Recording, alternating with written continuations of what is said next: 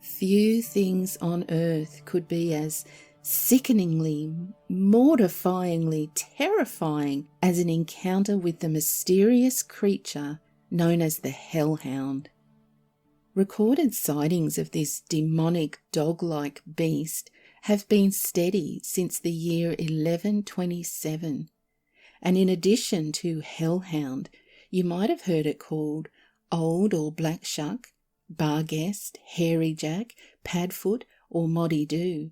But no matter its name, this is one mysterious creature you never want to cross your path.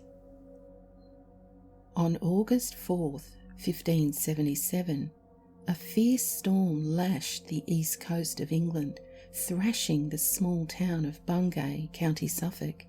So ferocious was this thunderstorm, it drove most of the townsfolk to gather in the church, some to pray their God to keep them, but for others it was simply the safest place to wait for the storm to pass.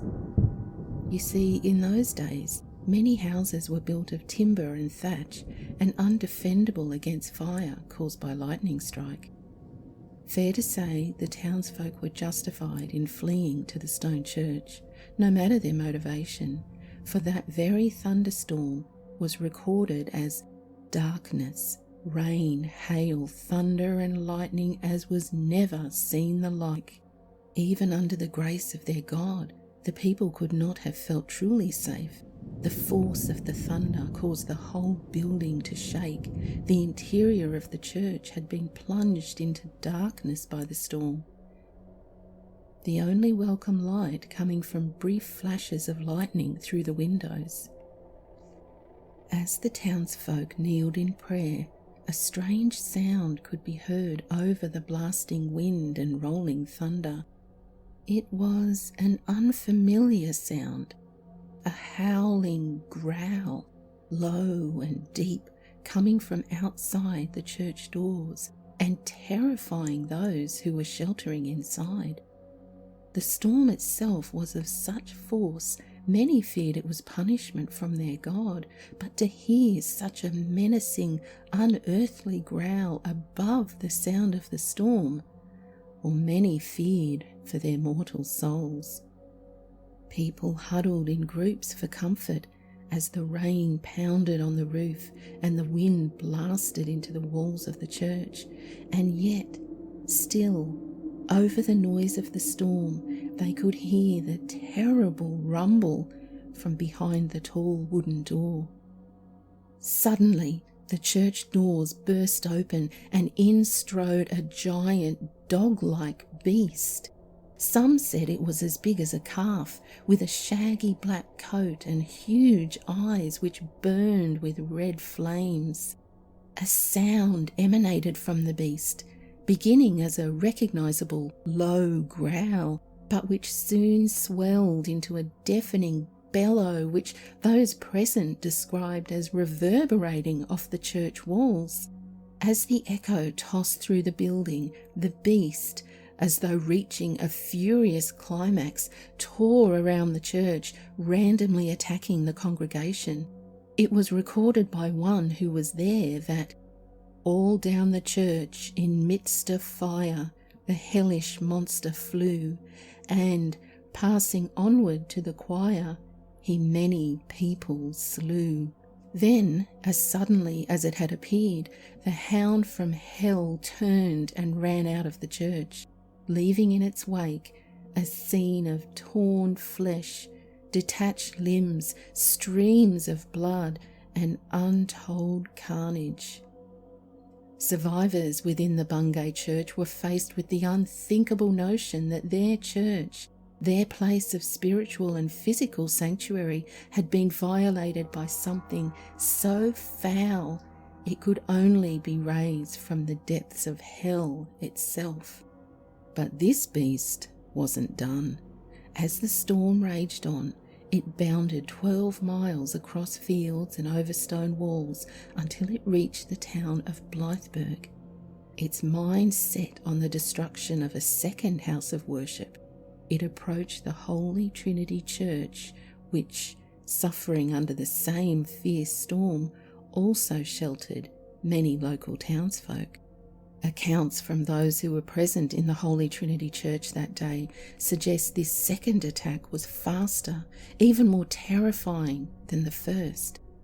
The Hellhound burst into the church and with frightening strength and agility climbed the vertical wall to reach the high ceiling rafters, then clambered over them until he reached the front of the church, where he swung to the ground, ferociously slashing and ripping apart a man and a boy at prayer, and leaving countless others with horrific burns.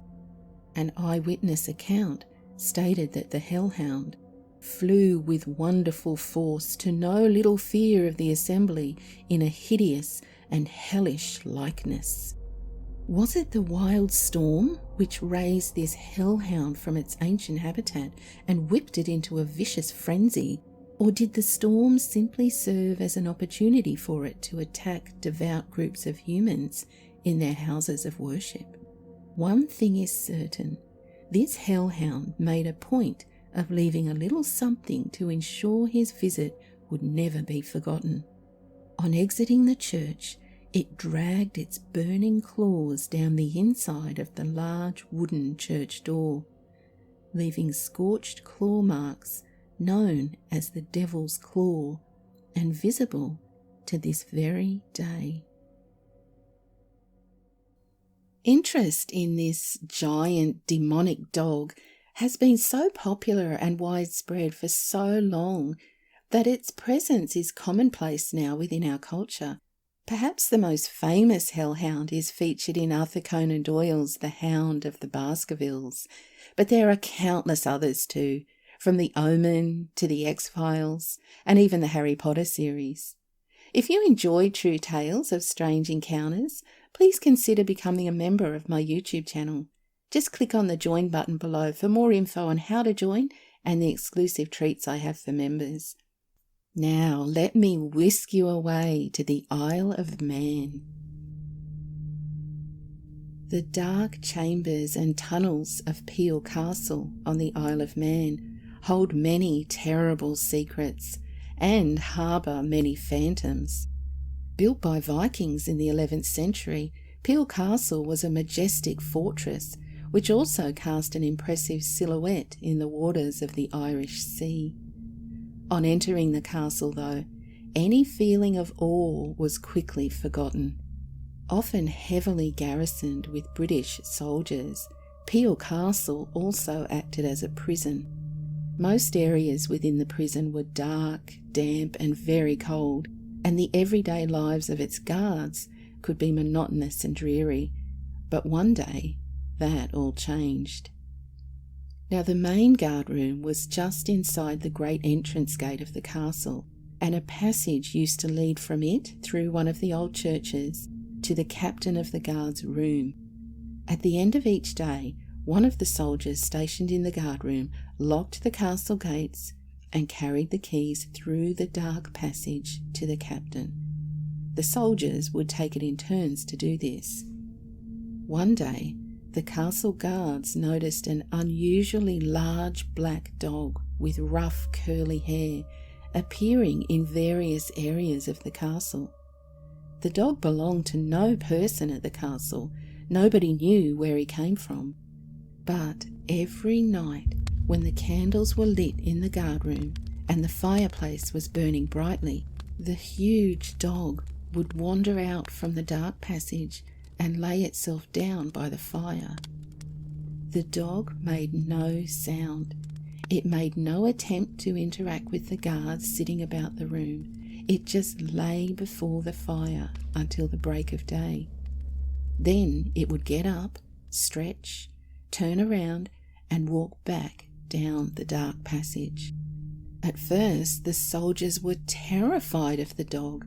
It was clear to any sane man that there was something unnatural about it. Its colour, size, and demeanour were like no living dog they had ever seen. They knew not where it had come from or where it dwelt in the daylight hours. It just disappeared. This routine continued for some time, until the guards became quite accustomed to the dog appearing every night and disappearing every morning, although not one would speak to or approach the dog in any way. In fact, so nervous were they of the beast that whenever it was in the room, the men stayed quiet and sober and refrained from speaking harsh or offensive language in the dog's presence. And since the appearance of the dog, it had become customary for 2 guards, not 1, to walk the castle gate keys to the captain, as no guard dared walk the dark passage on their own. One night, a particularly reckless soldier stationed in the guard's room had had his fill of drink and began to brag and boast loudly that he was not afraid of the dog and that they were all fools for fearing the beast. The room fell into silence as though all the air had been sucked out at once. Every soldier held his breath and looked at the dog, dozing silently at the fireplace. The soldier resumed his brag and declared that, although it wasn't his turn to take the castle gate keys, he would take them to the captain's room unaccompanied. He boasted that not only was he not afraid to walk alone down the long dark passage, but he dared the beast to follow him. "Let him come," he shouted, laughing. "I'll judge whether he be dog or devil." The other soldiers were mortified and tried to hold him back, but he couldn't be persuaded.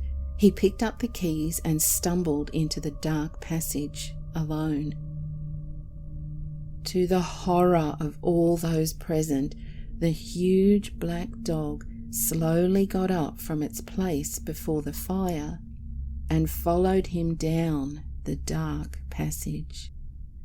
There was a deathly silence in the guard room.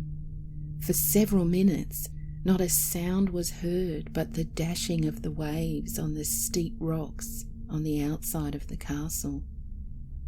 Suddenly, echoes from within the dark passage filled the guard's room.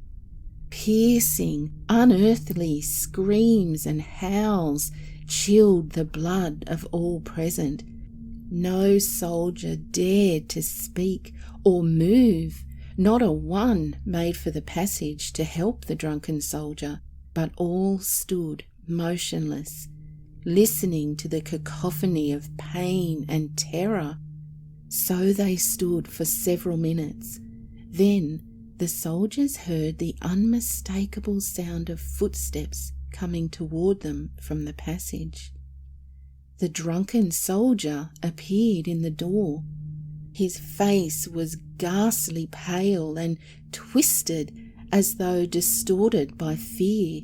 He spoke not one word, but collapsed to the floor. There he stayed in the guard's room for 3 days, never uttering a single word of what happened in the dark passage that night. On the 3rd day, he died.